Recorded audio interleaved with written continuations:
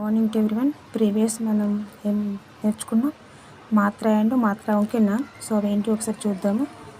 ఆ అకార్, ఆ ఆకార్, ఈ ఇకార్, ఈ ఈకార్, ఉ ఉకార్, ఊ ఊకార్, రు రుకార్, ఏ ఎకార్, ఐ ఐకార్, ఓ ఓకార్, ఔ ఔకార్, అనుస్వర్, అహ విసర్గ్, అండ్ దిస్ ఇస్ చంద్రబిందు అనునాసిక చంద్రబిందు. ఎస్నా?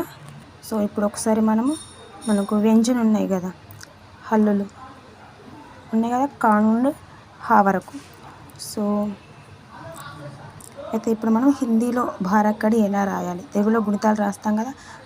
కాకు దీర్ఘం ఇస్తే కాకుడు ఇస్తే కి, కగుడు దీర్ఘం ఇస్తే కి, కొమ్ము ఇస్తే కు, కొమ్ము దీర్ఘం ఇస్తే కు, కకృత్వం ఇస్తే కు క్రు, కకృత్తున దీర్ఘం ఇస్తే క్రు, కకేత్వం ఇస్తే కే, కకేత్తున దీర్ఘం ఇస్తే కే, కైత్వం ఇస్తే కై, కకోత్వం ఇస్తే కు, కొకొత్తున దీర్ఘం ఇస్తే కు, కాకత్వం ఇస్తే కం, కాకు సున్న పెడితే కం, కాకు రెండు సున్నలు పెడితే కం కాహ అని తెలుగులో ఉంటాయి కదా. సో అలాగే మనకి హిందీలో కూడా బారక్కడి అనేది ఉంటుంది అన్నట్టు. సో ఒకసారి ఎలా ఉంటుందో నేను రాసి మీకు చూపిస్తాను, చూడండి. అంటే ఇప్పుడు మనం మాత్రమే నేర్చుకున్నాం కదా, అకార్ ఆకార్ ఇకార్. సో అవి అన్నమాట. సో దాన్ని మనము ఇక్కడ బారక్కడిలోకి ఎలా రాయాలో చూద్దాం. సో ఫస్ట్ నేను కా రాస్తున్నాను, చూడండి. కా. సో దిస్ ఈజ్ కా. కాకు ఆకారిస్తే ఖా, కాకు ఇకారిస్తే కి, కాకు ఈకార్, మాత్రంకి నామ ఉన్నాయి కదా, సో నేను ఇవి అంటున్నాను, ఈకార్. నెక్స్ట్ కాకు ఉకారిస్తే కు, కాకు ఊకారిస్తే కు, కాకి రుకారిస్తే క్రు, కాకి ఏకారిస్తే కే, కాకి ఐకారిస్తే కై, కాకి ఉకారిస్తే కు, కాకి ఔకారిస్తే కౌ, కాకి అనుస్వరిస్తే కం, కాకి విసర్గ ఇస్తే కహ. సో నెక్స్ట్ మనకు ఖా ఉంది కదా,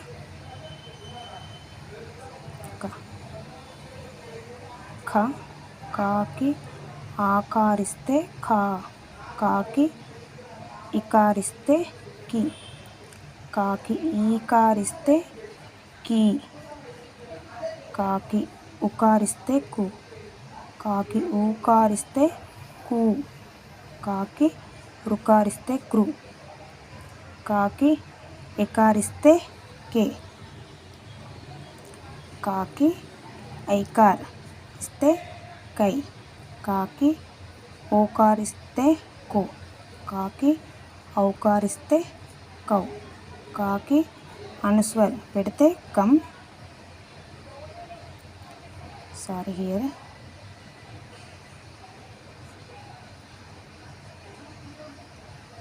కాకి విసర్గిస్తే కహ, హియర్ సెకండ్ కానన, సారీ. నెక్స్ట్ ఘ, గాకి అకారిస్తే ఘ, గాకి ఆకారిస్తే ఘ, గాకి ఇకారిస్తే గి, గాకి ఈకారిస్తే గి, గాకి ఉకారిస్తే గు, గాకి ఊకారిస్తే గు, గాకి రుకారిస్తే గ్రు, గాకి ఎకారిస్తే గి, గాకి ఐకారిస్తే ఘై, ఘాకి ఓకారిస్తే ఘో, గాకి ఔకారిస్తే గౌ, గాకి అనుస్వరిస్తే గం, గాకి విసర్గిస్తే విసర్గ.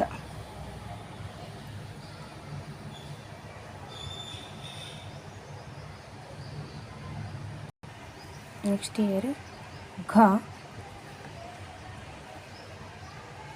గాకి అకారిస్తే గా, గాకి ఆకారిస్తే ఘ, గాకి ఇకారిస్తే గి, గాకి ఈకారిస్తే గి, గాకి ఉకారిస్తే గు, గాకి ఊకారిస్తే గు, గాకి రుకారిస్తే గ్రు, గాకి ఎకారిస్తే గే, గాకి ఐకారిస్తే గై, గాకి ఉకారిస్తే ఘో, గాకి ఔకారిస్తే ఘౌ, గాకి అనునాసిక ఇస్తే అనుస్వరిస్తే గమ్, గాకి విసర్గ ఇస్తే గహ.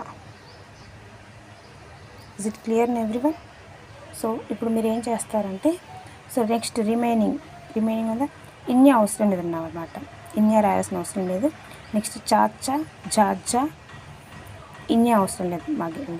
టాటా, డాడా, అనా, తాత. రిమైనింగ్ బారక్కడి మీరు ఒకసారి ట్రై చేయండి. ఏమైనా మిస్టేక్స్ ఉంటే కనుక, మీకు అర్థం కాకపోతే కనుక ఒకసారి అడగండి. సో ఈ విధంగానే ప్రతి ఒక్కదానికి రాయాల్సి ఉంటుంది.